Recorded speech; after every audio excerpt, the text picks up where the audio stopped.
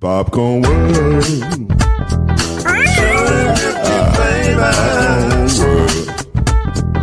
Popcorn World. Yeah.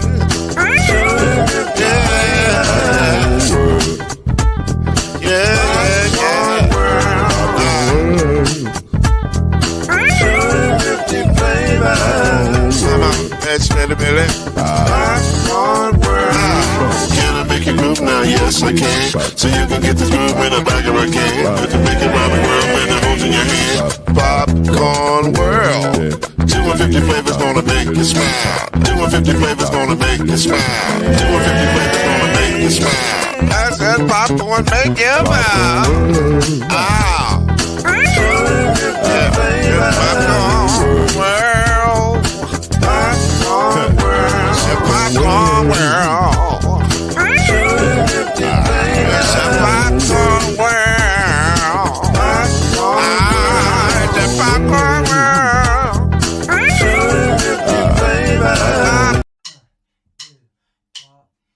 You're now listening to Bleav in the ACC with Heisman Trophy winner and Florida State legend, Mr. Charlie Ward, Wave 3 TV, and Burn Big Hall of Famer Kendrick Haskins, and Mr. Talking Noise himself, and of course Mama Noise's man, Lloyd Smith. And now, it's time for Bleav in the ACC.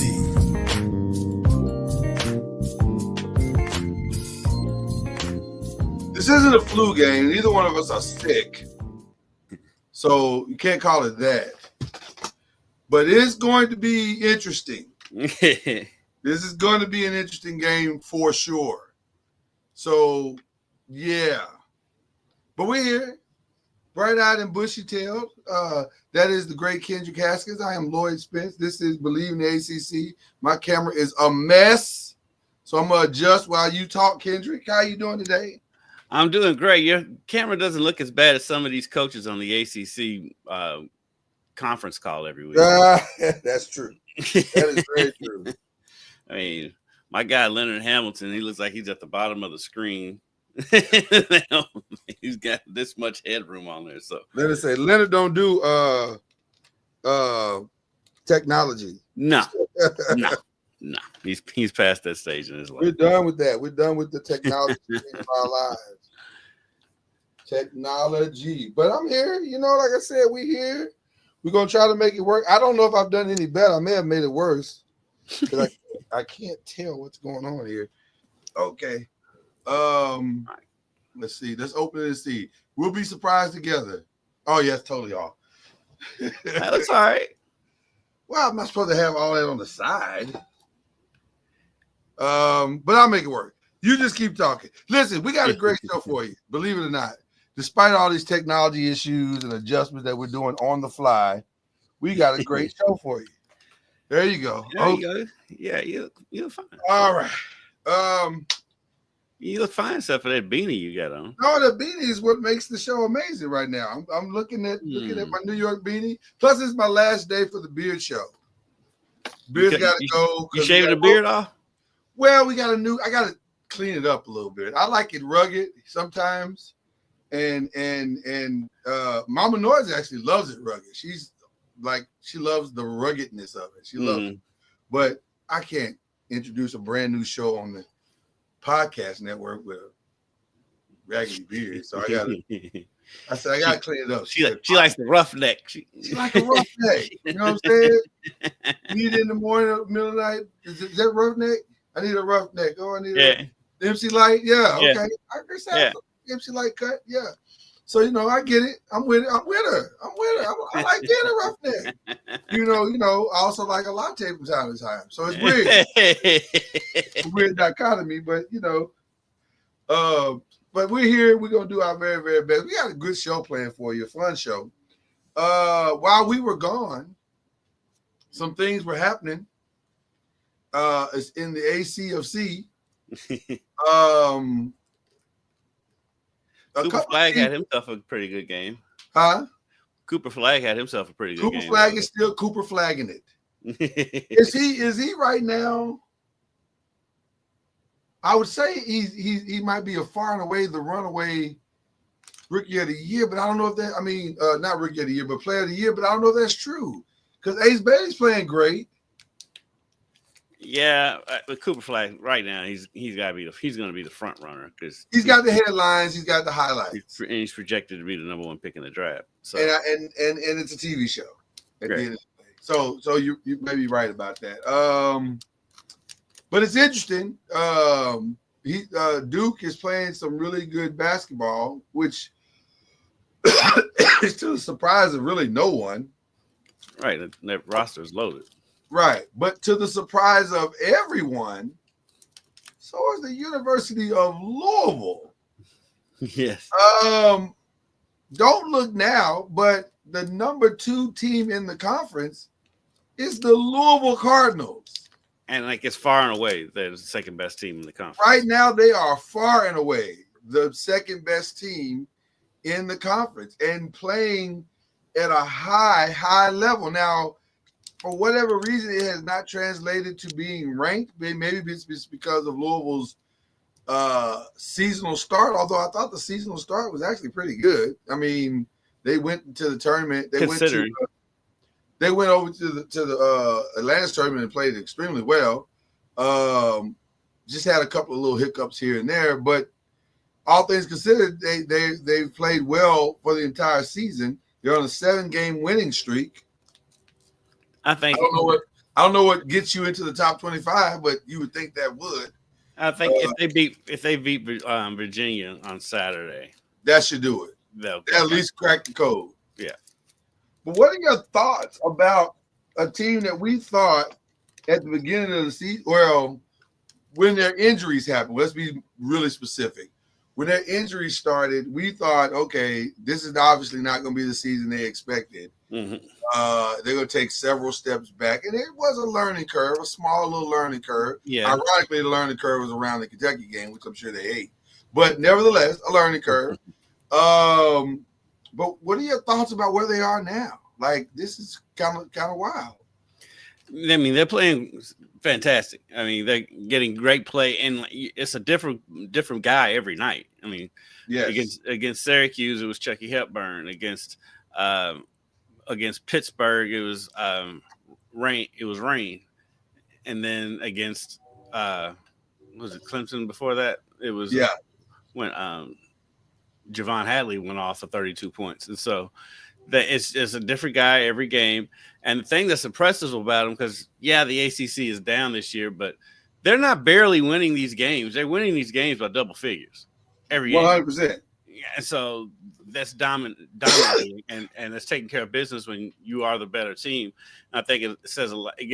Says a lot about the maturity of this team because they are a veteran team, and so they're not taking anything lightly. And they're not overlooking anybody. They're coming in with a mission every night, and they're playing extremely well right now. I was trying to remember the last time Louisville went into Syracuse and dominated the game. It's been a long time. It's been a while.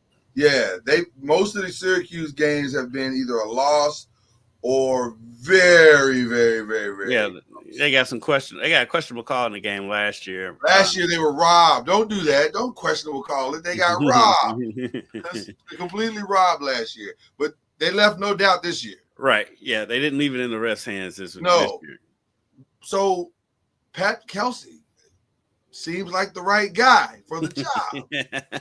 Seems like the guy knows what he's doing.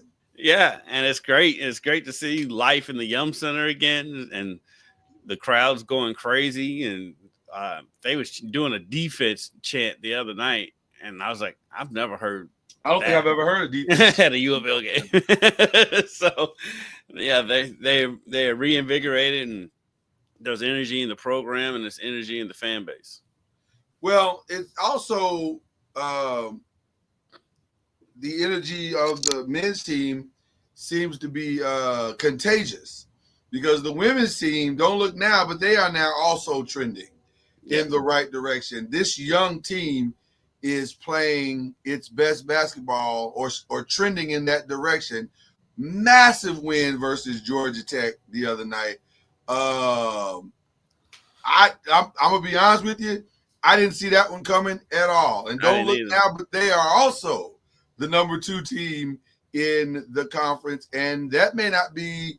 Well, that might be a little closer. It might be a little closer. Notre Dame's my pick to win a national championship. I've been saying, bro. I've been saying that, and we'll get back to Louisville in just a second. But since you brought it up, they got the best backcourt in the country by far. And I mean, when those 2 ladies are clicking, yes, you don't have a shot. If you listen, you can't win if you can't score. And They don't let you score. They don't even let you have court most games. It's that they are. I'm a massive fan of Olivia Miles.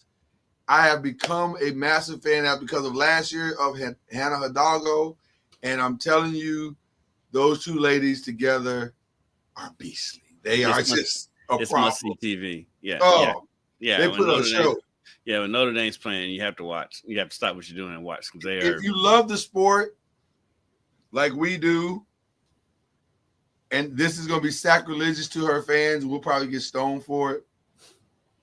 It's either on the same level, and in some ways, if you really love basketball and understand it, it's better than what you saw last year with Caitlin. Caitlin was just a one-man show, but the 2 of them together, woo, it's beautiful. It is beautiful basketball. Yes, Coach Ivy got them playing already at a WNBA level. Right, and it's not just them. I mean, Centron's still there. I mean, yeah, they've got weapons at all 5 positions everywhere. And they're not afraid to use them. Right. So, but again, let's go to the Louisville women. Here they come. Rough start, young team, led by your favorite player on planet Earth right now, Miss Curry, and everybody's thinking, okay, maybe Louisville women won't have it this year. Then all of a sudden, Jeff Walton started Jeff Walton, and now look where we are. They're 12-5. They're on a 6-game winning streak, and a massive program-defining win against Georgia Tech. And now all of a sudden, here comes the lady card, even though they probably hate that lady cards thing. Yeah, they're just. But the play of freshman Taj Roberts has been a blessing. She's been a silver lining. She's been super consistent all season, and you don't really see that from a freshman. But she's played very well. She's not flashy. She's one of those players that you watch the whole game and you look up and she'll have 20 points and you don't even realize it. And so she just goes in there, she puts on her hard hat and does what she has to do. She gets to work, and she's had a great freshman year. I love the offense. I won't lie to you. I do love the offense, but man, the one thing that I'm really loving is that the girls get in you. They get in a team, man. The defense is intense. They held Miami to 56. They held Pitt to 56. And they held Georgia Tech to 60. Yes. Georgia Tech baskets. That's what changed, is they were struggling defensively the first half of the season. And so they've figured it out on defense. And that's been the change, and that's been the catalyst behind the win streak.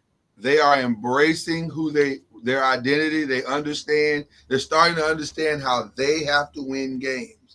And so because of that, here we are. Both Louisville teams are playing extremely well and are trending in the right direction. And looks like there will be some March basketball in Louisville, Kentucky, once again on both sides of the ledger. So that'll be fun. But it's nice. It's nice to be looking up tournament sites. There you go. Looking up tournament sites again for the men's side. There is an opening round in Lexington, so that's kind of the goal right now for U of L right now, is to get to Lexington in the NCAA tournament. Nice. Well, I wish those were the 2 biggest stories in the ACC this past week. I wish they were. But in the men's side of basketball, there was a bigger story, and we got to discuss it because it was shocking. Actually, it was historical. Pitt, who is a very, very good team, played. Let me make sure I got SMU. SMU, who is also a pretty good team, decent team. But no one would have said that SMU was going to beat Pitt because Pitt's technically a better team. And so we're all thinking, it should be a pretty reasonable, easy game for why can't I find the box score? I'm flying blind here. Am I off? You on ESPN? Are you on ESPN? I am. I don't know why I'm By the way, struggling to find it. Was it Pitt that they played? I mean, SMU they it was played? Pitt SMU, yeah. That's what I thought. Saturday or Sunday? It was right. For whatever reasons, I am struggling to find this box score. But anyway. By the way, that Ja Morant dunk on Wemby last night. Oh, yeah, I was insane. You got to fight. You got to fight after that. I mean, he doesn't have kids yet, so it's fine. Like, it's not ideal, but it's fine. Like he can survive it. But we can't keep letting things like that happen. Is what I'm saying. Was it Pitt? I'm starting to think it wasn't Pitt. Oh, it's the women. Yeah. That's what's throwing me off. It was the women. Yeah. Right. Yeah. I'm looking. That's why I can't find it because I'm looking at I'm looking for some reason. I put up the men. I was like, I know it was Pitt and SMU. Okay, anyway, Pitt SMU Saturday or Sunday, was it Saturday or Sunday, whatever it was. We're all minding our own business, thinking, oh, this is nice. Pitt will probably get the win. SMU, will play decent, but Pitt will probably get the win. Well, SMU outscored them in the first quarter 32-7. Yes. Was up by 32 in the first half.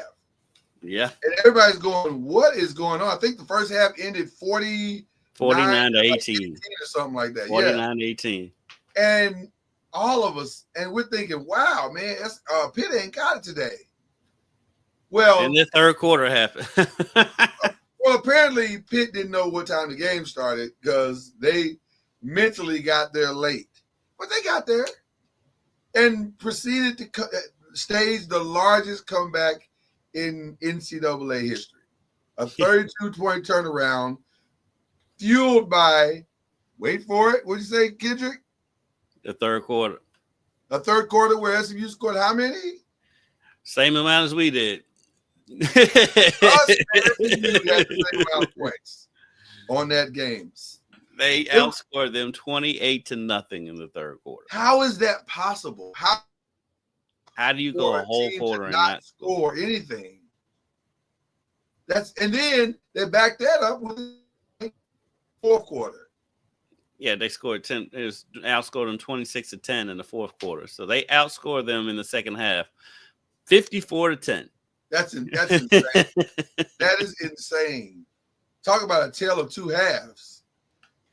That is one of the most shocking results that we've seen in quite some time. So they stole the headlines from everybody this past weekend in the ACC because, really in the country because who saw that coming? Right. So shout out to Pittsburgh. Their first conference win. Yeah, right. I guess sometimes this is what my mom used to say. Sometimes you get sick and tired of being sick and tired. Maybe you're sick and tired of losing. Right. It was like, you know what? Enough is enough. We got to get this win. And they got it. They came and got it. Now, that may be the last one they have. Huh? Just ain't going to take it no more. They're not going to take it no more. Now, that might be the last one they have for the season. But at least they got the one. So, shout out to Pitt for getting that one. So, but also, again, not the most shocking thing that went down this weekend in the ACC. While you were sleeping, while you were yet sleeping, Carson Beck decided, well, let me back all the way up. Carson Beck at the end of his season decided, I think I'm ready for the NFL draft. Mm-hmm. And I'm sure he sent out his NFL feelers, and they responded. Remember what I told you, right? Yeah. What I say? It's grown man business. It's grown man business. Grown man business. He found out real fast that his draft grades were not very high, although I think he's got to know internally that they were not high. Like that to me, that feels like a waste of call. Because come on, bro, you saw what you did this year. Like, stop it. But I digress. So from a pro perspective, he is not ready, and I'm sure his grades said that. But from a college perspective, Yesterday's price is not today's price. and I only use the kid because that's the only one I got. I don't have nobody else saying it. Okay. All right. That's fine. All right. He'll be all right. He'll be all right. He'll be fine. $4 million. He's coming to the ACC to play for the University of Miami. The U is back. Again. Again. No. Kendrick, is this an upgrade? No. I got news for you. But they need a quarterback. So I got news for you. This feels a lot like when I go to the grocery store and I have a specific list in my mind, and I run to the end of the aisle, and I see something that is priced so well that I can't pass it up, even though I know I don't need it, nor will it help me at all in my life or in my health journey. So I buy it because it's a good price. I don't know if this is a good price, but it feels like an impulse buy. Yeah. Well, I mean, he is the $4 best. million? He was the best quarterback out there, and like Fat Joe said, yesterday's price is not today's price, and so the market's only going to get higher and higher. That's just what it was this year. It'll be even higher next year. Didn't Haynes King leave Georgia Tech to go somewhere? I thought so, but then he played in the bowl game. So maybe he's gonna I don't know. Who's out there? Now you got me curious because I don't know. $4 million for what I just saw?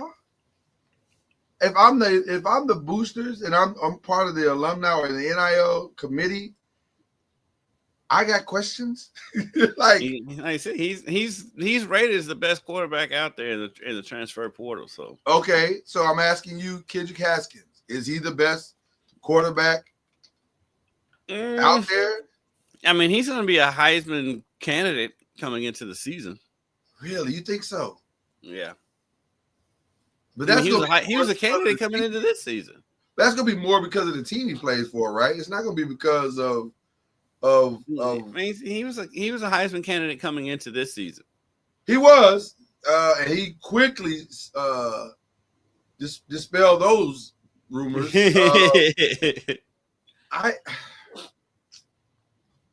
I gotta see, just out of pure curiosity. Can we go by position? Let me see if I can go by position. I mean, $4 million is a lot, but $4 million is a lot for this dude.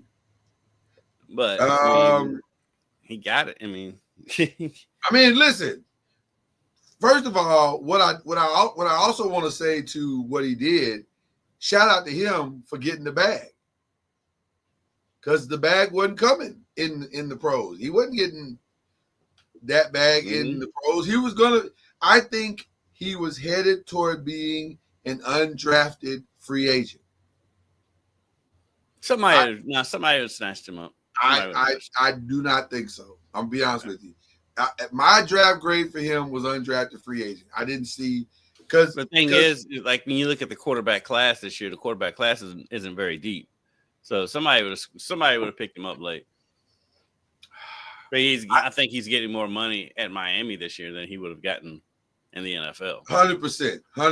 And well, you know what? Now when I look at who is out there,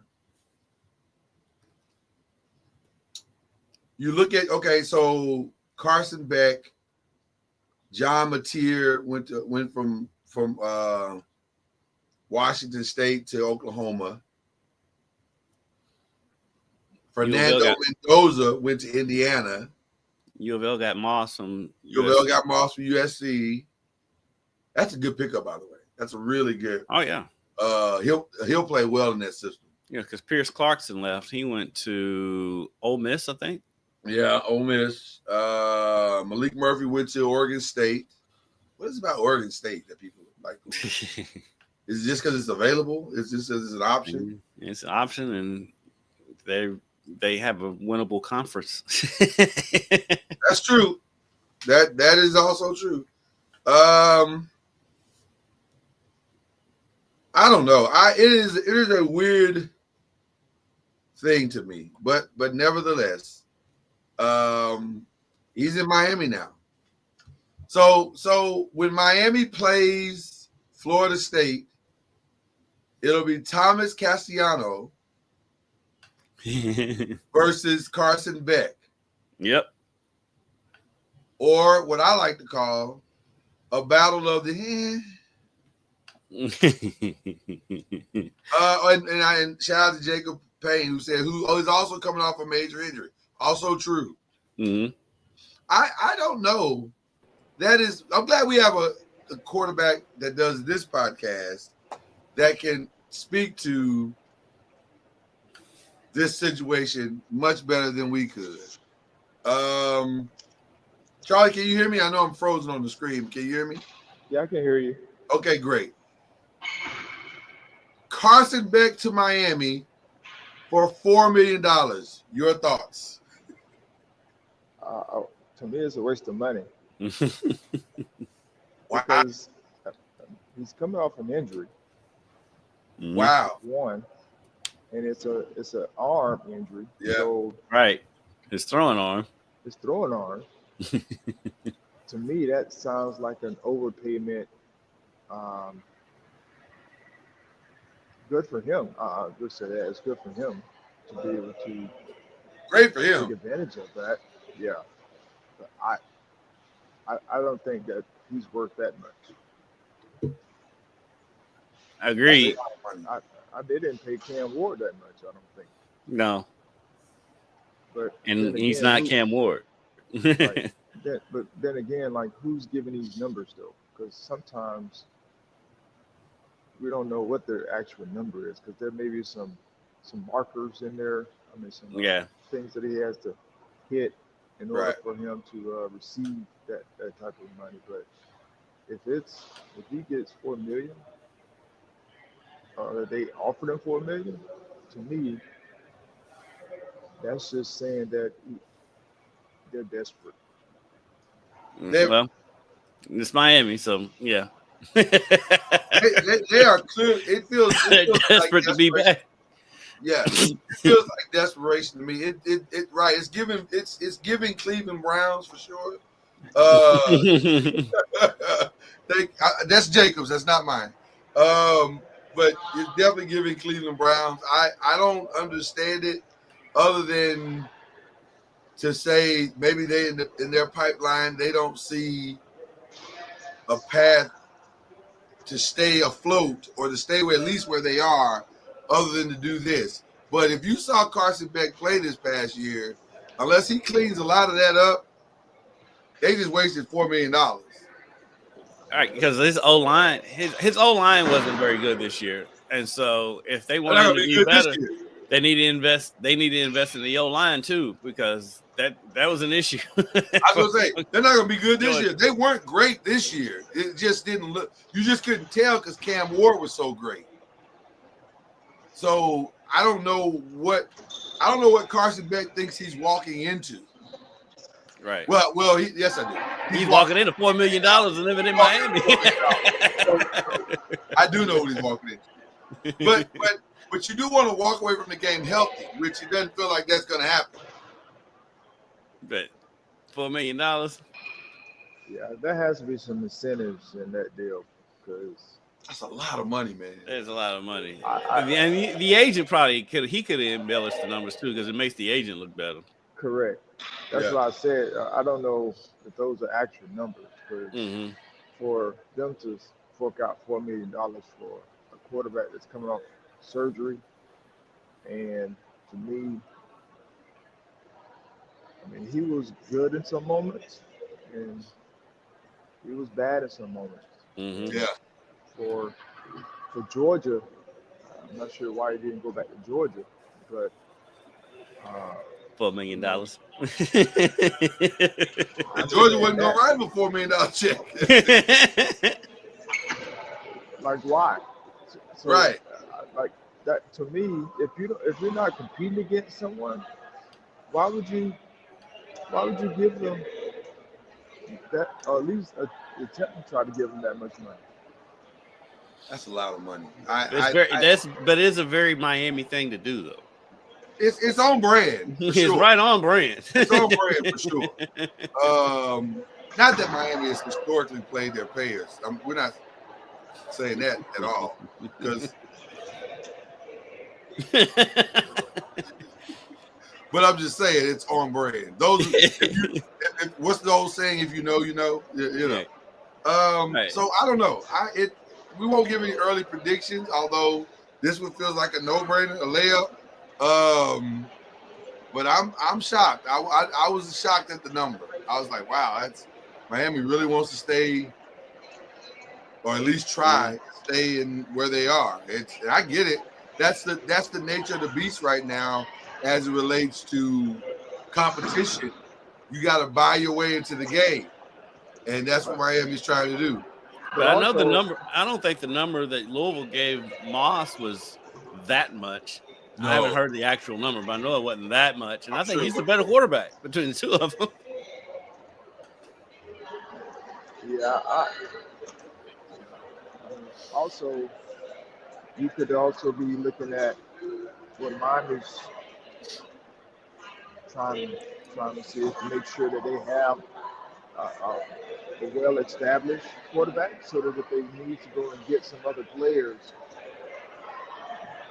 they'll say, "Hey, we got Carson Beck coming." Right. Wide receivers are so that's probably another play on being able to have a Carson Beck on the team. But you don't have 2023 Carson Beck coming. You got 2024 Carson Beck. 2024 Carson They're Beck. not going to market very it that good. way. They're not going to market it. They're not going to market it that way. They're going to say we have a Heisman Trophy candidate quarterback. Are they assuming that the children that they're trying to reach don't have phones or the internet? Because if you saw him, you know it was not good. And a lot of times it was not good because of Carson, not because of the O-line wasn't great. We all admit that. But a lot of times it wasn't great because of Carson. Carson was all over the place last year. But I think you can still attract talent with him because of his reputation and what he did in the year before that. I mean, the year before that he was good. He was good. Okay. And so I mean, you can say the same thing about U of L with Moss. I mean, he got benched at USC last year.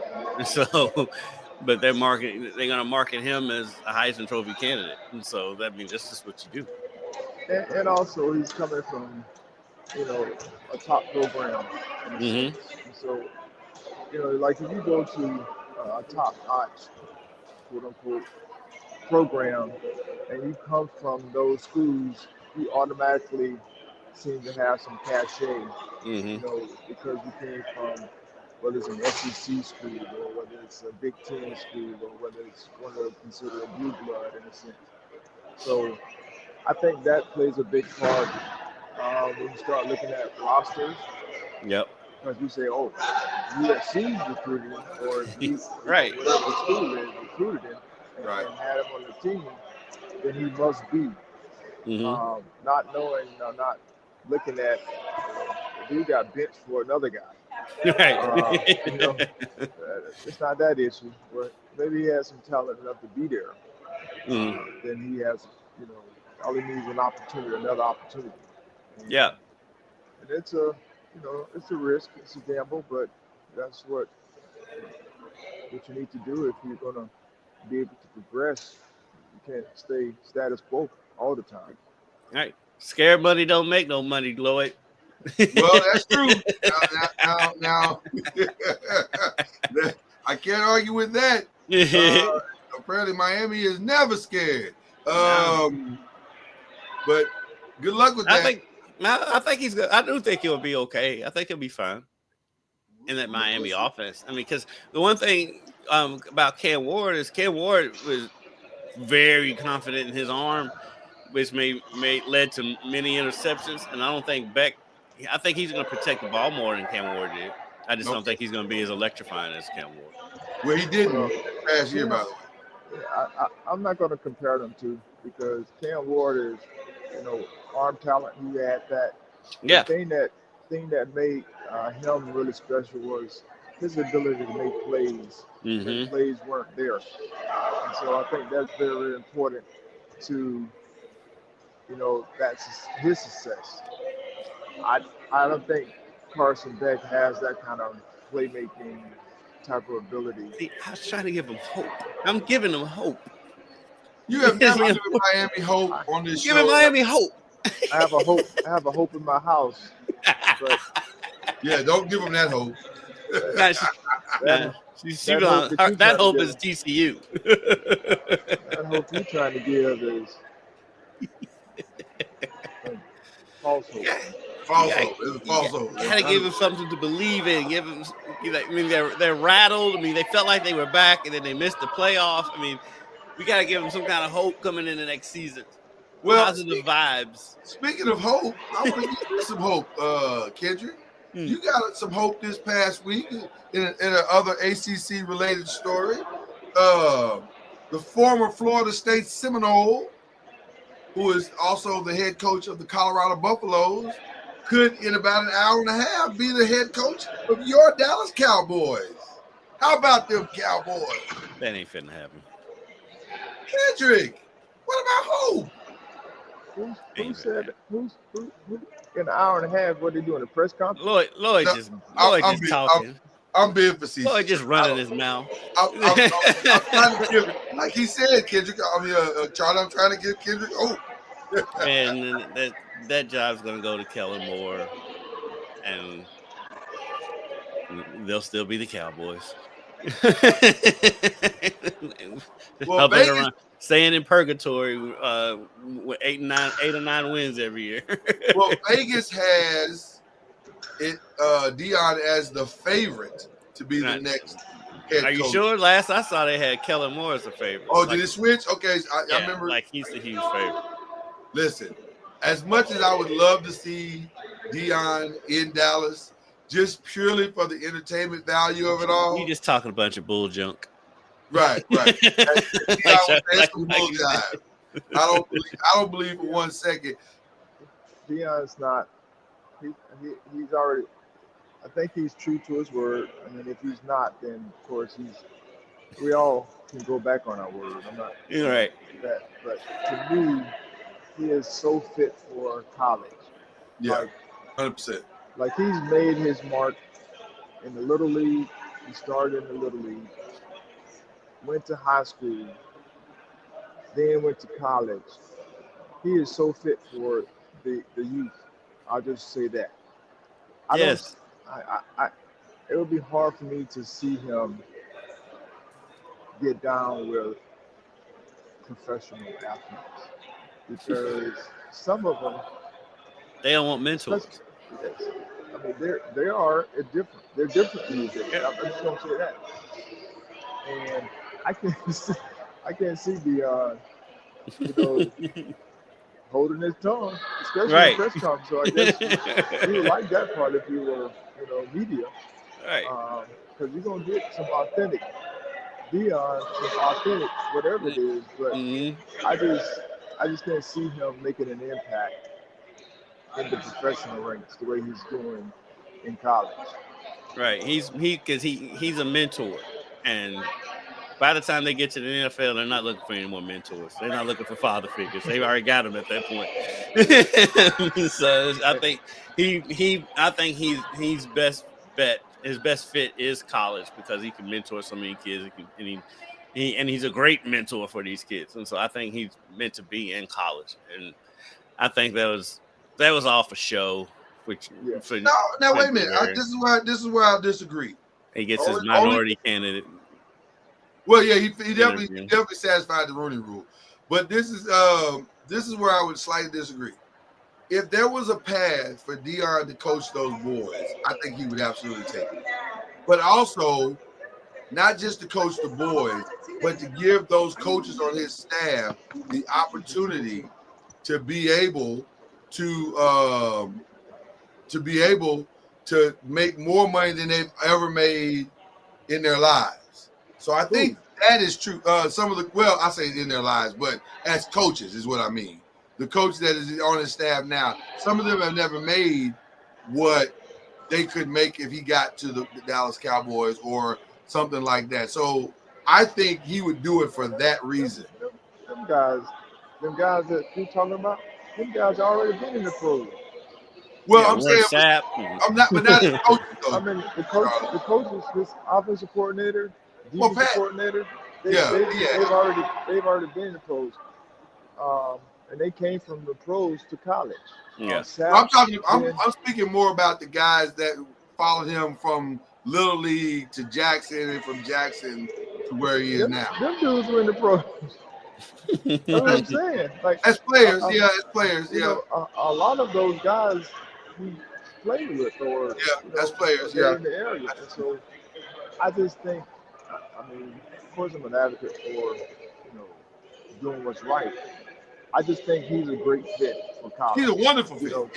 I should say youth sports, and I'll put college in that because we're talking about developing young men, right? To go to the next level. And so it would be hard for me to see him do that, but in this day and age,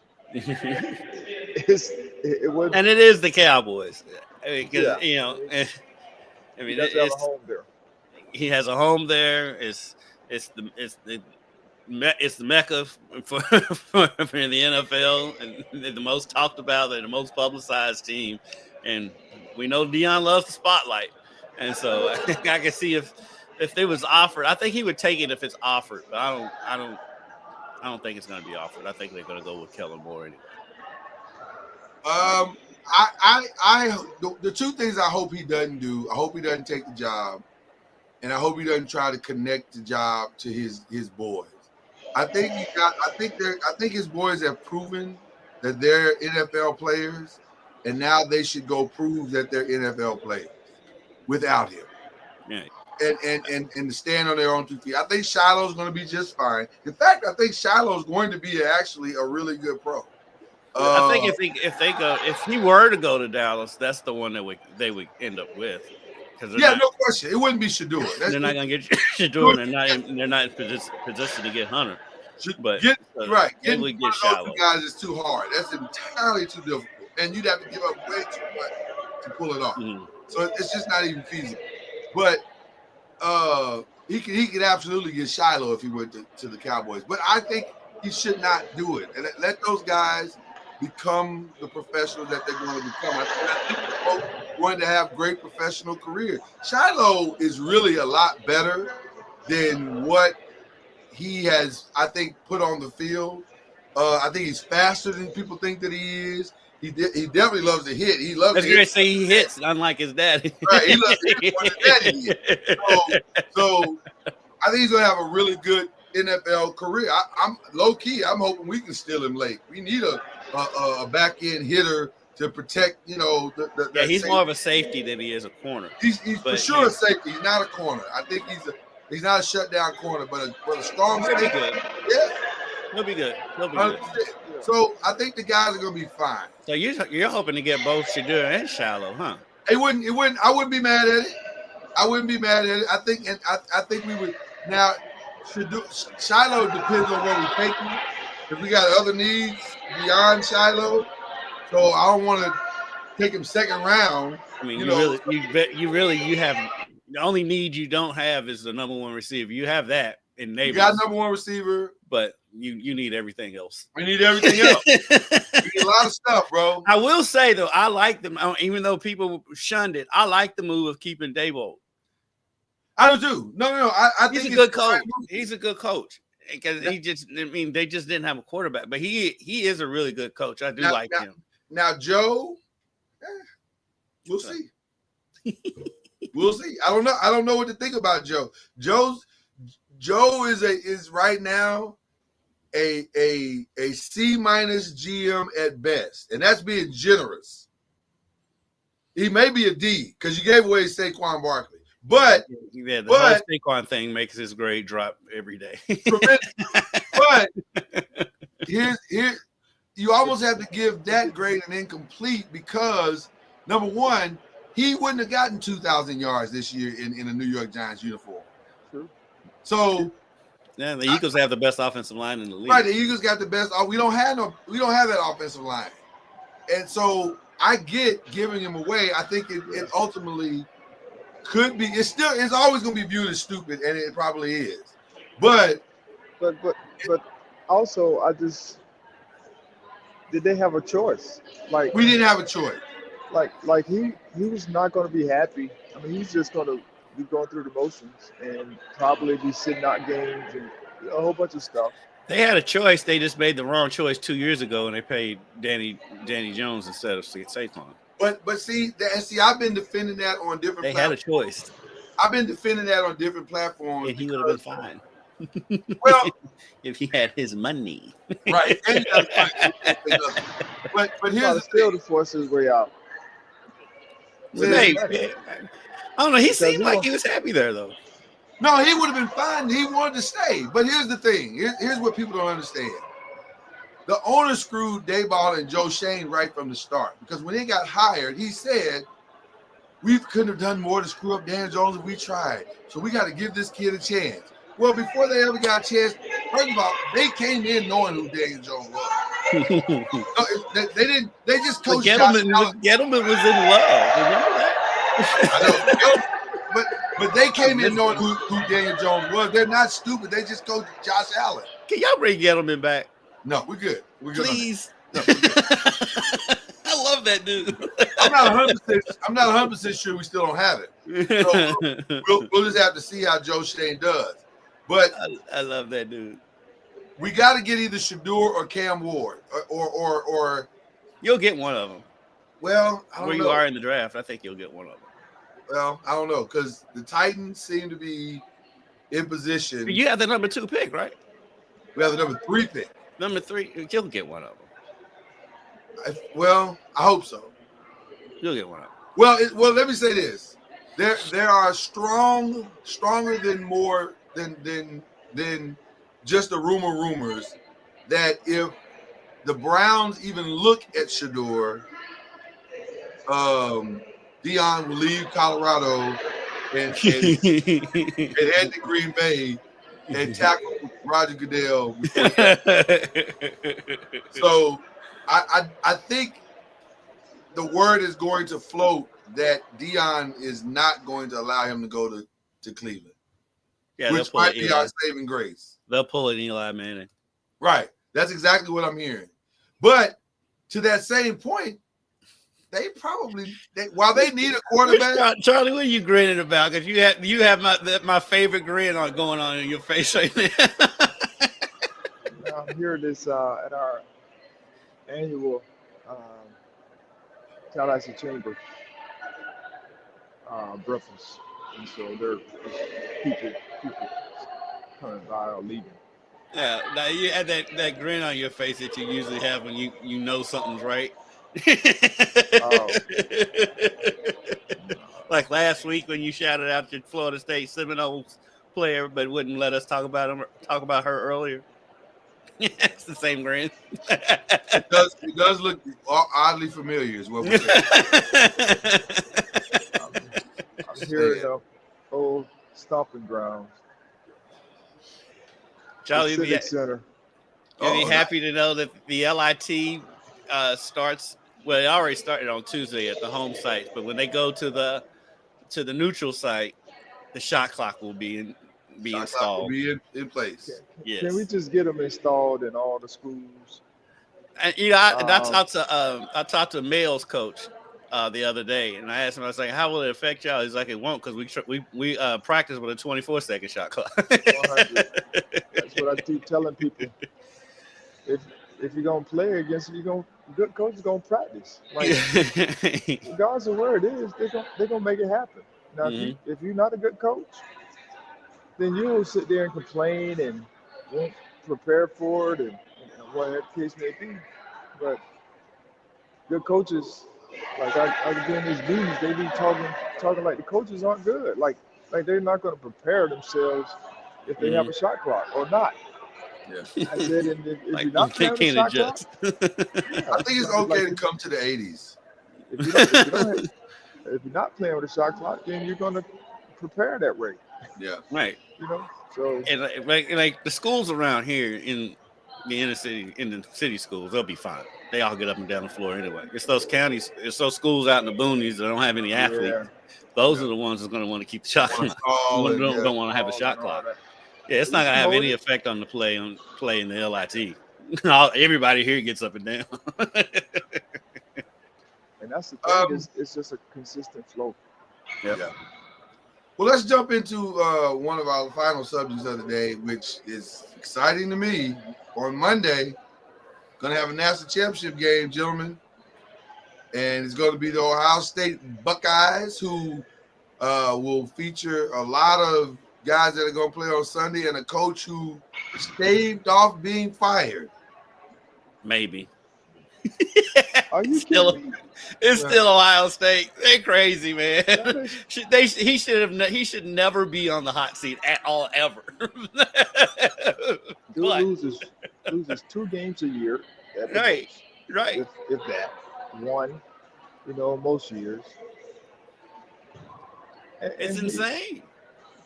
I tell you, if they ever fire a guy like that, they should go into that doom that I keep, that dungeon that I keep talking about, of not enough. Right. He should not. There should not be a hot seat anywhere near him. He's an outstanding coach, outstanding recruiter. I mean, his backup quarterbacks go other places and win Heismans. Do that. The backup. Ryan Day is doing a fantastic job. If y'all don't want him, send them anywhere in the country. Anywhere in the country, they'll take Ryan Day. That man is a fantastic. Yeah, but I do have a question. Will take him. I do have a question for both of you, and this is a weird question. I admit it from the start, but follow the thread.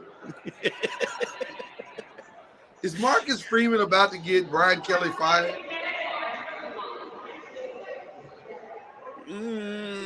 No, Brian Kelly is about to get Brian Kelly fired. Not Marcus Freeman. Well, Charlie, here's the thread. Brian Kelly left LSU. It left Notre Dame because, quote, I can't win here. I want to go somewhere where I can win. Not only is his former team about to play for the national championship, in the 3 years with some of his players that he recruited, but he can't even get out of starting blocks in the place he said he can win it. He has a Heisman Trophy under his belt, though. There's that. He does have a Heisman Trophy, so I guess that's something. LSU fans don't care about that. That just makes him Bobby Petrino. LSU doesn't care about that. The fans don't care about that. They could give a darn tootin' about that Heisman. Darn tootin'. Let's just a flying flip. Let's kind of be not real, but let's just, I guess, talk about it. Marcus Freeman this year, of course, had a great year. He's been trending. Not trying to take anything away from him, but he had a very favorable schedule, which could change next year because they play such a wild card of a schedule to where this year the teams that he played, they weren't at their best, what they've been in the past. USC normally. I don't know if they played. Did they play Michigan this year? They normally play Michigan. I don't think they played Michigan this year. To me, their schedule. They didn't. Like Florida State wasn't who they normally are. And so the schedule to me Louisville beat themselves in that game. So the schedule to me was a big factor in their success, and it happens that way for certain schools. And so if you're able to get a favorable schedule, like if you happen to go through Murderers Row, like some of the teams did that's up there, you can have success. I mean, you may have some success with the schedule. I just think that was a big part for Notre Dame this year was their schedule was favorable. I'll just say that, and it helped propel them because they are a good team. They're proving that now. They are a good team, and I think that's why they're where they are. It'll be interesting because is this Riley Leonard's last season? This is it. Because to me, he was a key acquisition for them. If they didn't have him, they would be up a creek. Yeah. In the way they've been able to finish their year. So it'd be interesting to see how they navigate. Now, I do like the backup quarterback personally, especially with their offensive line, with the young group, I should say. They were young going in. They've improved over the season. But I do like the backup guy who came in when Leonard was out for those couple of plays. They gave him a drive to give him the 3 points, I think it was. I like him because he was decisive. He knew what he wanted to do. He's a pocket passer. And behind a really good offensive line, he could be probably successful. Now, would that lead to them going back to where they are today? I don't know about that. But depends on the schedule. But it depends. Yeah, it definitely depends on the schedule. Well, when we return together on next Thursday, who will be the national champion? I think it'll be Ohio State. Think the Bucks stop? I think they got too many weapons. I mean, I like Notre Dame's chances in the game, and I think it's going to be a close game. But I think I'll give Ohio State the edge. What says you, Charlie? I want to go with my heart. I think it's going to be Ohio State because they have like the most talent and they found ways to win games, and they've had this chip on their shoulder since the Michigan loss. And so they've kind of been destined. And of course, they paid for the highest paid roster, right? As well. They're the Yankees of college football. But for some reason, Notre Dame has just been finding ways to stay in games. They got dudes down, hurt. Other guys are stepping up, and I don't know when that runs out. But I don't see Ohio State really just running away with this. Like, they were 1 yard away from being tied, but they found a way to make a play, or a couple plays on the goal line to stretch the lead out. And so they've just kind of found a way all year since the Michigan loss to kind of rewrite some of those wrongs, those 2 losses that they had, rewrite some of those wrongs throughout that year. And they just seem to be a team of destiny in a sense. I know you got to go, Charlie. I appreciate you, man. We appreciate you, rather. I'll just say this. It is not lost on me that this game is on Monday, Martin Luther King Day, and it's the opportunity for the first ever Black head coach to win a national championship. Oh, yes. There's something unique about the circumstances by which this game is played. And on paper, it should be Ohio State, but I got a sneaking suspicion we're about to see history be made. I love it. We need history to be made. Which, by the way, we celebrate his birthday. Which, by the way, it's also the day of the inauguration. Very I just think something. very conflicting day. It's a very conflicting day. So I'm saying there's a weirdness about this day that says Something weird can happen. something strange is about to happen. So I'm curious to say, but thanks, Charlie, for jumping on, brother. We appreciate you as always, man. All right, brother. Appreciate All right, you, man. guys. All right. So I don't know, Kendrick, man. It's it could be. We might see something unique on Monday. I mean, it could be in the cards. I mean, get out your tarot cards and what's the lady used to come on? Call me now, Miss Cleo. Miss Cleo. Yes. I mean, it could happen. I mean, I don't think Ohio State is like far and away just better than Notre Dame. No, but so I can see Notre Dame winning the game, but I do think Ohio State does have more talent. Well, they obviously have more talent. Ohio State for sure has more talent. They definitely have the best receivers on the field. The key to the game is Notre Dame's running game. They got to keep Ohio State's offense off the field. If they can do that, which I think they might be able to do that. Yeah, because I did not have many expectations for him coming into that game, the Penn State game. Yeah, Notre Dame's running because he had that knee injury, he had that big brace on, but man, he had a couple of runs that. Whew, I was like, he's fine.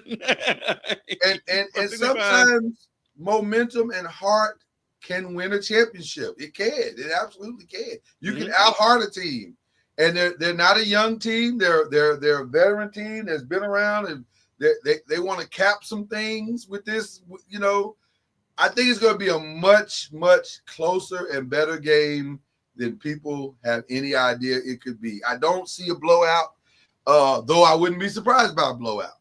I would not be surprised by a blowout. But I think Notre Dame, there's some things maybe conspiring in their favor. I find it fascinating that this is on Martin Luther King Day. I know.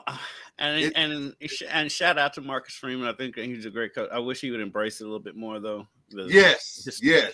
I know what he's trying to do, and I get it. It's based. Yeah, and I get where you are. Right.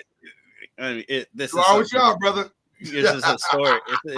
Not just for also for his other side of his family, the Asian side of his family. I mean, it's a first for that side of the family too. So, I wish he would embrace that a little bit more.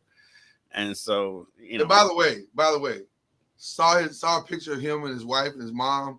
He is a full-on one half Asian. Like he is.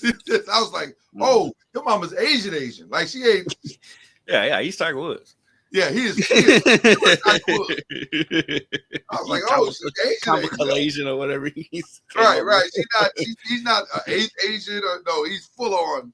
Yeah. So, and yes, I mean, be the first minority coach to win the national, to even play in the national championship. I mean, that's a huge deal. I would like to see him embrace it a little bit more. I would too. So it should be a fascinating game on Monday. Well, we got a couple of minutes. I guess we should talk some NFL since we're here.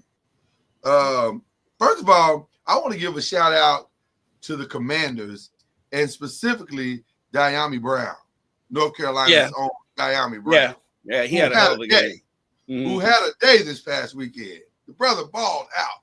And the Commanders, let me tell you something, people. The Commanders are for real. And if you think the Lions are going to just run over, the line I know is 9. They're a 9-point favorite. That's because that's high. That's high. I think that's because it's in Detroit. I don't think they are truly a real 9-point favorite. I do not think the Commanders. I'd be shocked if the Commanders got blown out in this game. I would be too, because Jaden, it's amazing he's a rookie, and like this situation is never too big for him. That dude is he's calm, he's flatline throughout the whole game. He doesn't get rattled by anything. I've been so impressed because I thought he was good last year when he won the Heisman last year, but I did not see this coming in year one. The dude got ice in his veins. I thought he was from Alaska. I said he's got to be from a cold weather place because he is cold-blooded. Like just cold-blooded. Cold-blooded. There is no flinch in him at all. No. At all. and we get to deal with them for the next 15 years. I know. Please send us Shador, please. We gotta get something comparable. Goodness gracious, because wouldn't that be a battle? Oh, that'd be fun to watch every week. Shador and Jaden going at it, or Cam and Jaden going at it. That'd be fun too. I mean, that would not be fun. That'd be fun too. But he's the real deal. But I think I don't know if I see upset. I don't know if I'm ready to say that yet. But I don't think it's going to be a blowout. I think there's no 800.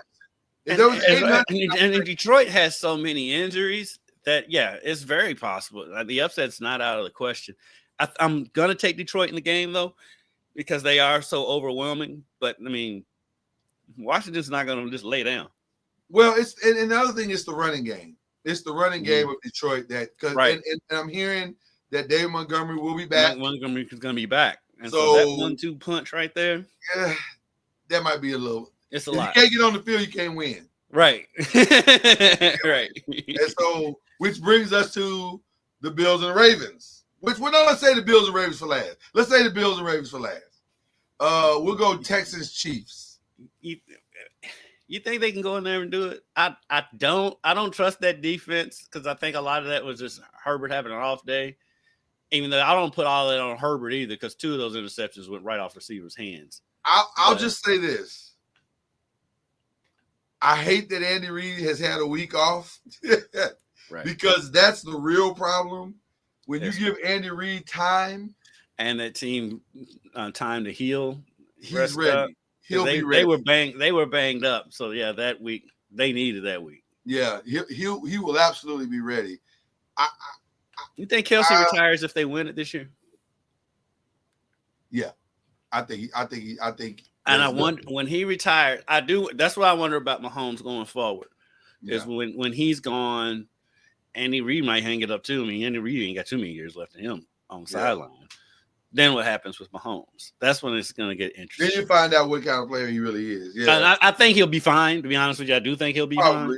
But I do want to see what that looks like 5 years from now. Because 5 years from now, I think Andy and Kelsey they'll be long gone. They'll be long gone. They'll definitely be gone. But I think Andy will be gone too.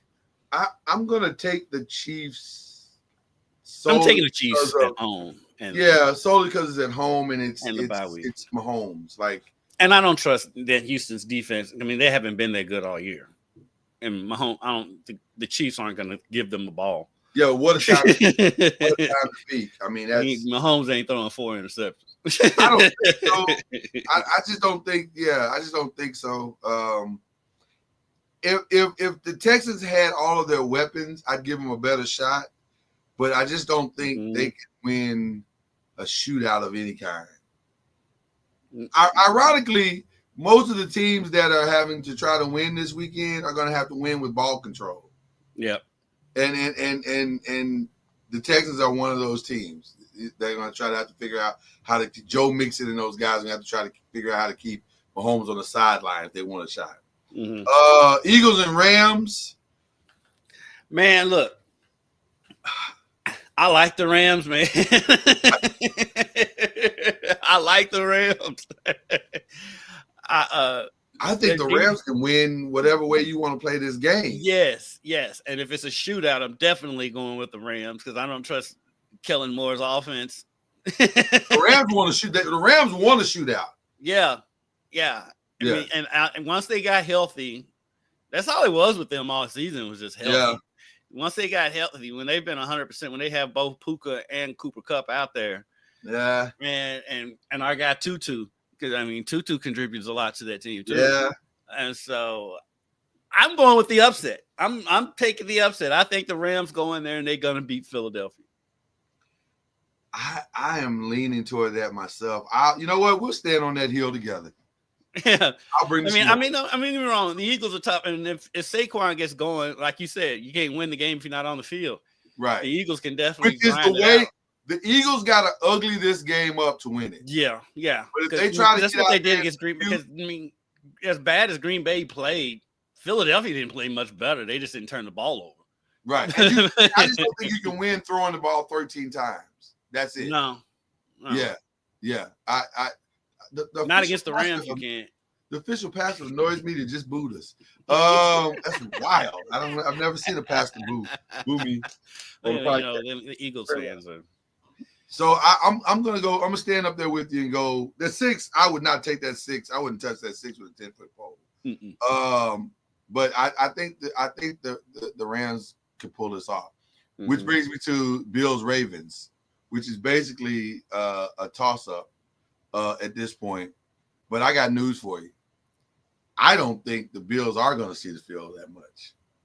Right. Yeah, they'll keep Josh Allen off the field. I think Josh is going to be on the sideline, and then when he gets on the game, he's going to be fighting to get those scores. He's going to have to score every time they touch the field because they're not going to touch the field that much. Right. All that they did last week where they had the ball for like 45 minutes, that ain't going to happen. Well, we'll see. Because, Baltimore, their history. And when they get in the playoffs, they decide they want to be throw it around the yard team when that's not how they got there. So, well, I think they didn't do that last week. I think they've been delivered. Yeah. I don't think they like throwing no more. And with no Zay Flowers, they know they can't necessarily really truly take the top off like they want. Do we know for sure he's out this week? It feels like he's not going to play. It feels like I don't honestly, the way that injury looked, I don't think he's going to be back the rest of the season. But I don't even disagree with that. I think they know we don't really truly have a guy that can take the top off. We're going to have to go 2 tight end sets, 22 in the backfield, and literally 22 in the backfield, and you got to try to stop that. And good luck, because no one's proven they can all season. So, I think the Ravens are going to pull this off. I think we're headed to a Chiefs Ravens again. And oh boy, I want it for Lamar. I want it so bad. I want the Chiefs to beat Houston, and because I want Lamar to have to go through Mahomes. 100%. Because if he doesn't, that's what's gonna. If they go through win the Super Bowl and they don't play the Chiefs, they're gonna go. Well, they didn't go through Mahomes. You have to play Lamar. I mean, you have to play Patrick. All right. So I want it for Lamar. I want him to have to go through Josh Allen and Patrick Mahomes to get there. And this is the Ric Flair syndrome. To be the man, you got to beat the man. Right. And I want it for Lamar. Lamar is so deserving. He's just a natural. He's just him. Lamar is just Lamar. He's nobody else. He's not putting on any airs. Lamar is Lamar. He cracks me up wearing his grill during the game. Oh, but the irony of him wearing his grill is, as a human being, he is the opposite of what the characterization of a grill is. Right. He is nothing like that at all. Lamar doesn't leave the house. All it is. Like, dude, you are the least grill person I know. Lamar don't go outside. It's funny. You saw Lamar in the club, you'd be like, "Are you giving food away? Like, what are you doing here?" Right. Like, why? Lamar didn't go out when he was in college. He is the least. I'm telling you, he's the least grill person you know. That is not his MO. But Miami's Miami. He's gonna be a Miami boy regardless. Oh, great question by Pastor Core. He redeemed himself. Which would be a greater? A KC 3-peat or a Lamar first Super Bowl? For me personally, it's a Lamar Super Bowl. It's Lamar. I mean, for us, it's gonna be Lamar. Right. For me personally, I think it is the better story because of everything he's overcome. Falling all the way to the end of the first round. People saying he would never be a good quarterback in the NFL, and all the stuff that he gets, and then the losses in the playoffs. Yeah, it's like the Michael Jordan story in football. And get through the Pistons. Shout out to Bill Polian, who's never been heard from again since that tape. Not sure where Bill Polian even is anymore. Right. But he vehemently said he's being stubborn. He'll only be a running back or wide receiver. How'd that work out for you, Bill? Right. He wasn't the only one. Oh, he wasn't. That's why I laugh at the Steelers because their problem is they don't have a good quarterback. When Mike Tomlin actually directed Lamar's pro day. He ran Lamar's pro day. Oh wow! Yes, Wow. yes. I don't know why I don't talk about that more, but yeah. Was Mike he Tomlin ran- available to him? He was available. Yeah, he was available. He was available. That's right. They were They still had holding Ben. on to run bit. They was holding on to Roethlisberger. They had too Ben. long. They had Ben. That's right. Which even then, so okay, let Lamar learn, sit behind Ben for a year or two, and then, I mean, that's what the Ravens did. He sat behind Flacco. Because Flacco and Ben were right around the same age. Mm-hmm. No, well, Ben was older than Flacco. Ben was older than Flacco. So Ben was ready to go, is what I'm saying. Like, yeah, they held on to him too long. Right. I'm saying there was no reason for him not to, you know. I think if you ask Tomlin in an honest moment, he would say to you, yeah, I screwed that one up. Absolutely screwed that one up. I don't think that was him, though. Really? I think that's organization. Because the Pittsburgh, they have a history. That's true. They're loyal to a fault. Well, no, because they had Cordell. And they kept him. Oh, you're talking about the loyalty factor. Yeah. Gotcha. Yeah, if you win there. Yeah, that's true. They'll hold on to you way too long. Like, that's true. The steel curtain. Speaking of, are old when they're at the end of that. Speaking of, let's pivot a little bit here. Should Mike leave? I know he don't want to. He said he won't, but should he? I think he should. I think he should too. He should. I think sometimes you just need a new. You just need a new thing. Yeah, and I think for Pittsburgh too, I think they need a fresh start. 17 years is a long time. A long time, and I just think both of them need a fresh new beginning. Just because it's not like you haven't won. It's not like you haven't. He's given fine, I don't. I mean, he's done fine. I don't think he should be fired. No. Based on performance, I do think both of them need a fresh start. I think he should at least listen. Just listen. And in the words of Ray, my mama say ain't nothing wrong with talking. Just talk to some people. Just find out what's out there. I know in his mind he's probably thinking, man, I'm too old to be starting over. Not really. You're a young man. Yeah. Go just listen. I mean, see how the other half lives. Mm-hmm. I mean, it worked out for Andy Reid. It has. It has. And then you think about it, the situations are very similar. Not so much for Doug Peterson, but yeah. So it can have a bad effect. It can. I'm not saying it's going to work out, but I'm just saying if Dallas hires Kellen Moore and he hires Doug Peterson as the OC, I'm fine with that. Okay, I like that. I'm fine with that. But I just think that Dallas needs to raid the Detroit Lions coaching staff. Well, from what I'm hearing, Aaron's headed to New Orleans. They love him. I've heard McCarthy might end up in New Orleans. I'm hearing they love Aaron, but I love Aaron Glenn. I loved him as a player. I don't think they're about to interview McCarthy, right? That's coming up. So. Yeah. But I heard they love Aaron already, so he's the leader in the clubhouse. But I heard the Jets love him too. So I don't know. I mean, he makes sense for the Jets since he played there. He makes a lot of sense for the Jets. He makes the most sense for the Jets because the Jets' strength right now is their defense. Yeah. So why not just build on that and then go find if I were the Jets, I'd build on that and get a bridge quarterback. Yeah. That's a situation. And you can keep Aaron for that to be the bridge, to be honest with you.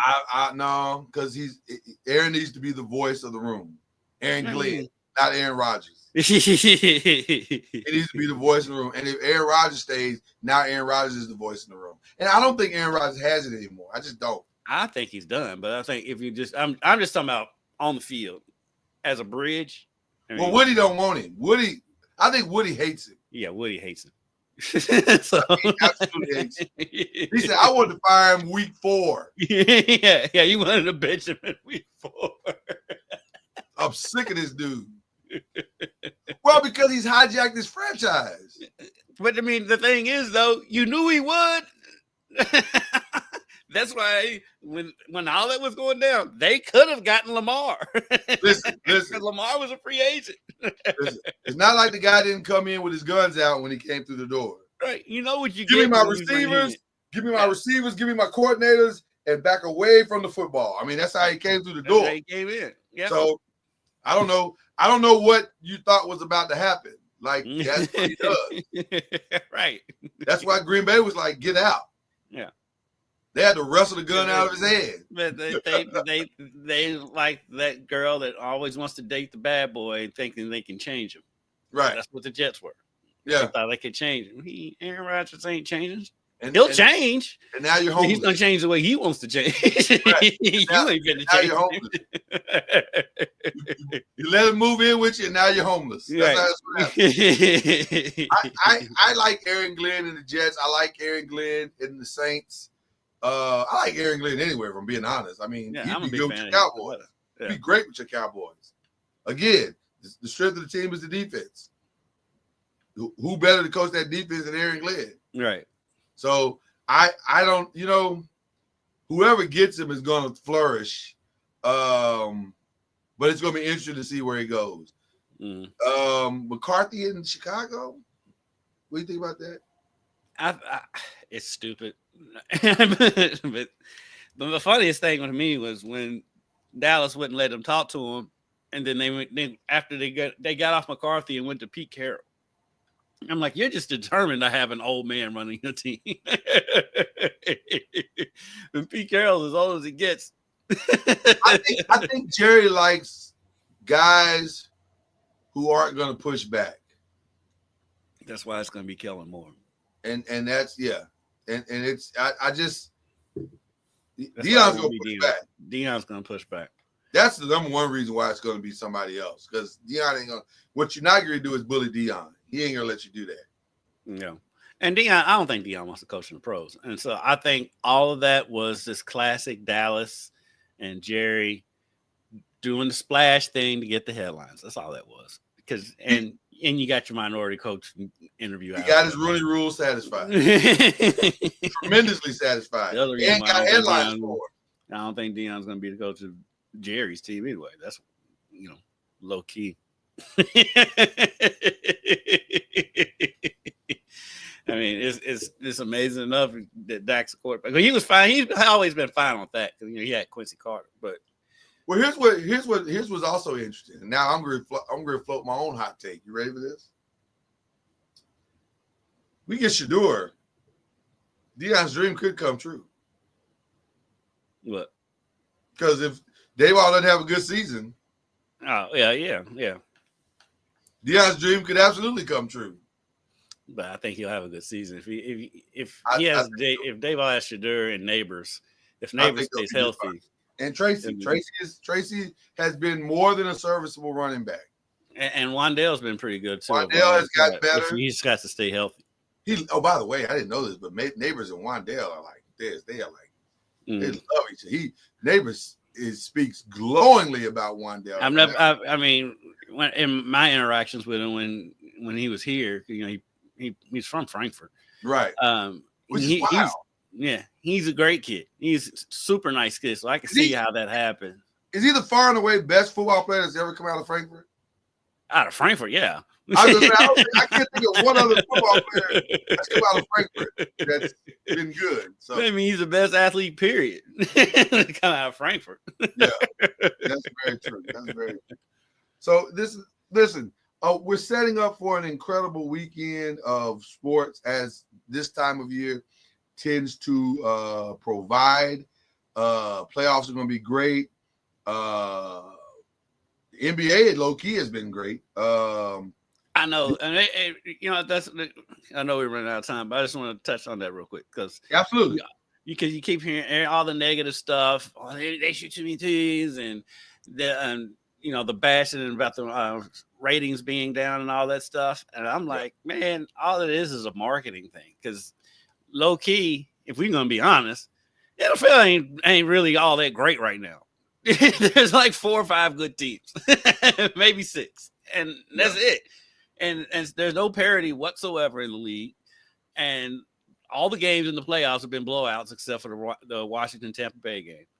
You know why you don't notice it in the NFL? Because of the red zone. Right.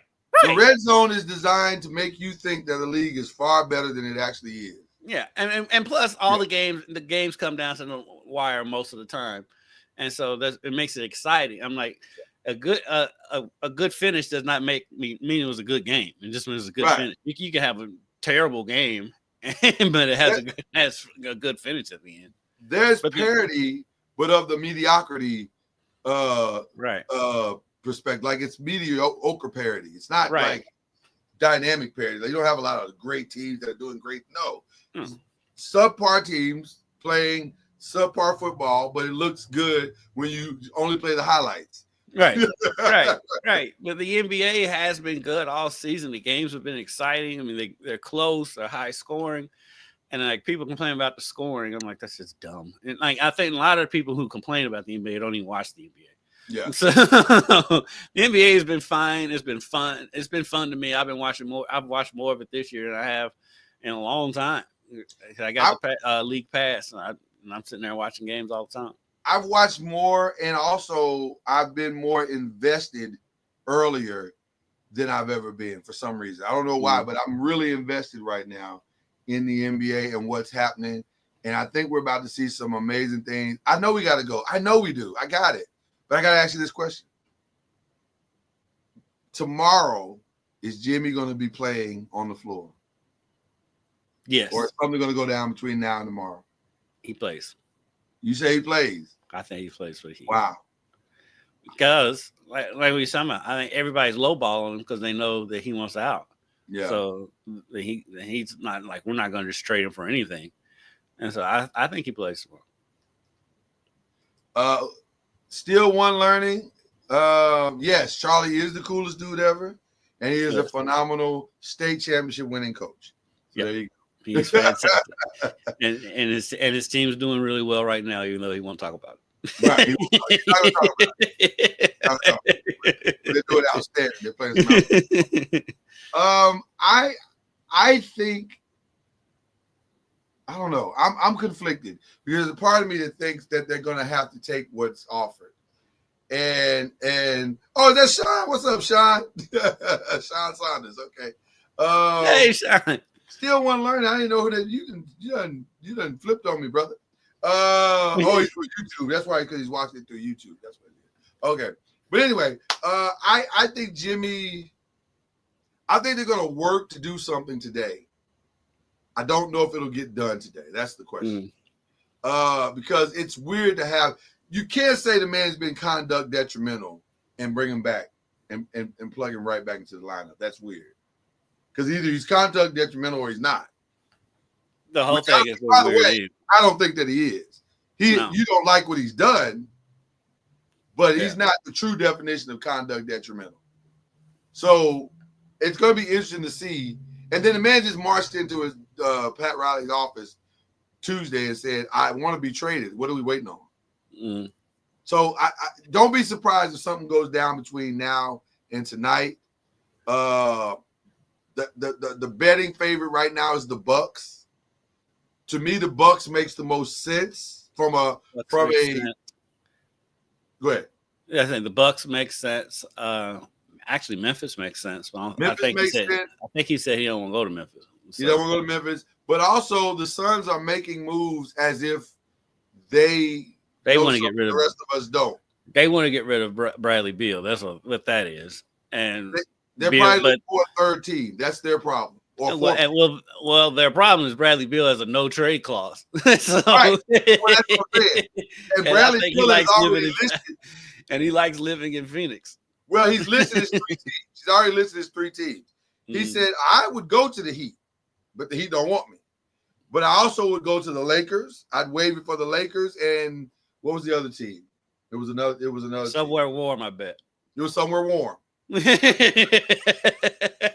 that's why he wants to stay in Phoenix. So this is going to be interesting to see how this all plays out over the next 2 weeks. I don't think it's going to take 2 weeks. Phoenix is stuck with Bradley Beal. I feel like they are. Nobody wants to take on that contract. I feel like they are. I feel like it's a big stretch. But they want him out the building. No superstars ever been no stars ever been more disrespected than Bradley Beal. in this year, in the last couple of years, Yeah. because they put him on the bench and was like, we really don't want you. Like, we really broke it up. You just don't know it yet. But we don't go with you no more. Like, what is going on, brother? So I don't know. It's gonna be interesting to see.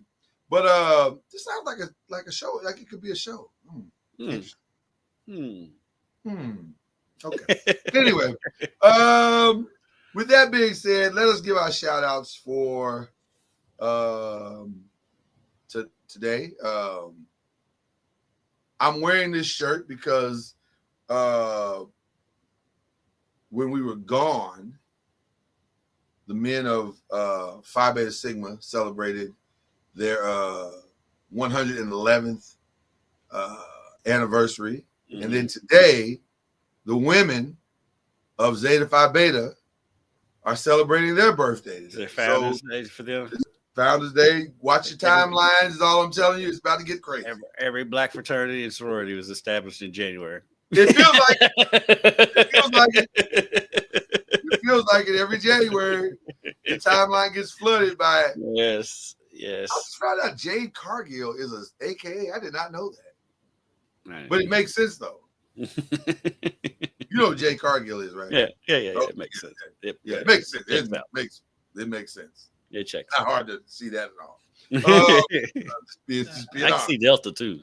I can see a little bit of Delta, but also the I can see both. Yeah, I can see both. It's not hard to see both. But yeah, so shout out to the lovely ladies of Zeta Phi Beta as I give them a shout out. And then by the way, by and large, shout out to my lovely wife, who is a member of Zeta Phi Beta. So really, she's Z5 for a minute. Let's just get a drive by Z5. Oh, and shout out to my grandmother, who is the oldest Zeta in the state of Arkansas. Nice. So there you go. The mama noise is hilarious. Mama noise is let me just tell you. Shout out to my entire house, who at random times, letting you guys on the inside for a second, who at random times at any given time will shout out mustard. Just because it's a fun thing to do. Shout out to the lovely lady, Franklin, the first lady of Noise Media. Well, not the first lady, but like the second lady of the official pastor of Noise Media and Entertainment. There you go. And then my last shout out is a petty one. You love petty. I do love a good petty. Shout out to Drake for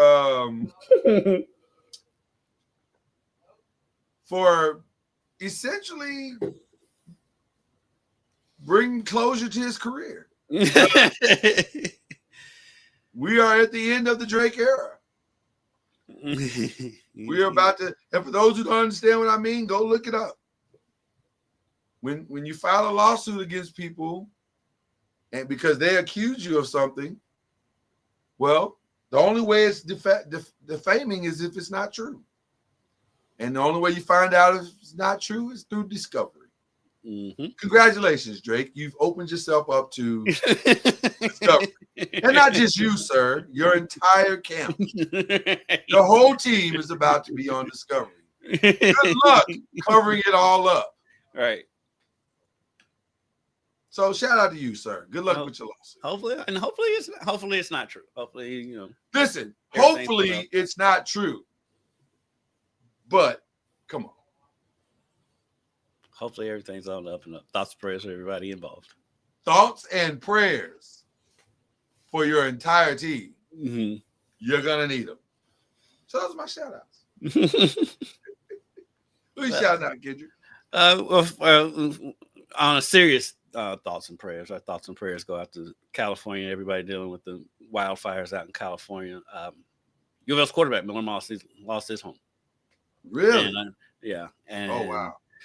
And my partner in crime at work, Dusty Baker, his family's from out in California. So they haven't, it hasn't gotten to them yet at last check. But I mean, it's spreading. It's everywhere out in California. So prayers to those people, especially people who can't afford to leave.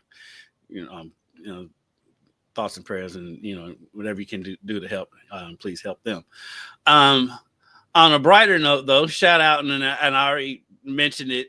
I don't think I shouted it out though last time, but shout out to the organizers of the Republic Bank LIT for instituting the 35-second shot clock in the high school basketball and for that tournament. Shout out to them. It's good to see them make it to the 80s. Yes. At least they went to 35 and not 45. Right. They made a reasonable shot clock. I want to echo your thoughts about the California fires. I send my thoughts and prayers to everybody out there. I do have a couple of friends. One who has absolutely lost his home. He and his wife lost their home. And I don't know what he is doing as of right now. If I get wind of, and I don't want to bother. You don't want to bother somebody right now during this time because they're all trying to figure it all out. But I did reach out to them. I know that they are safe, and they're just trying to put the pieces back together, along with everybody in California right now is trying to put the pieces back together. It is a shocking set of circumstances, to say the least. Just to kind of give you some thought to it, Kendrick. Mama Noise was having trouble wrapping her head around it. She was like, I just don't understand how this is happening so fast. I said, imagine, if you will, you're in your room, your bedroom, and you got the fan on, and somebody douses the kerosene, some kerosene or something spills over, and you drop a candle, but the fan blows. Right. Yeah, that's what's happening. It's hurricane force winds. Yeah, it's a tinderbox. It's a tinderbox, and so it's unfortunate. It's unbelievable at times to watch it and to see. I've been keeping up with it all week. I've been checking on a couple of friends. Like, are you good? Are you good? One in particular lives near. He lives more on the Pasadena side than the Altadena side. So right now everything is good and he's been safe, but the winds are still blowing. I think they're supposed to die down over the next couple of days. So that's good. So hopefully the firefighters can start to make some impact. The problem is they're fighting against nature, and it's hard to get the fires out when you and the dropping of the water, while you're just hoping that some of the water or some of the substance actually makes it down to the thing, because the wind is blowing it. So the wind's so bad, like these choppers and airplanes can't get up. Right, they can't even get up. Right, because it's dangerous for them to fly. Right. So it's a very tenuous situation, and it's I don't who knows how long this is going to last, and then even after it's over, how long is the recovery time? Like this is an all year problem. Yeah, this is how 2025 is going to go for a lot of Californians, and it's going to cost billions to get this resolved. So we just send our thoughts and prayers, and let's do what we can as a nation to try to help wherever we can. But definitely keep praying, please. Definitely. So that's all we got.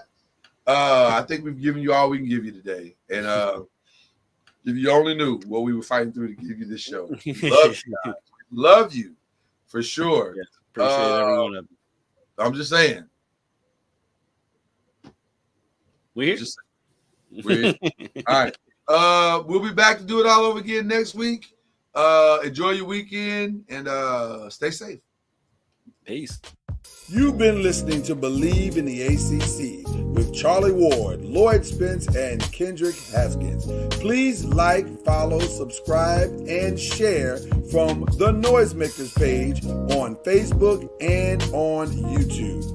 And you can also listen to us on Spotify, Apple Music, iTunes, and wherever podcasts can be heard. And join us next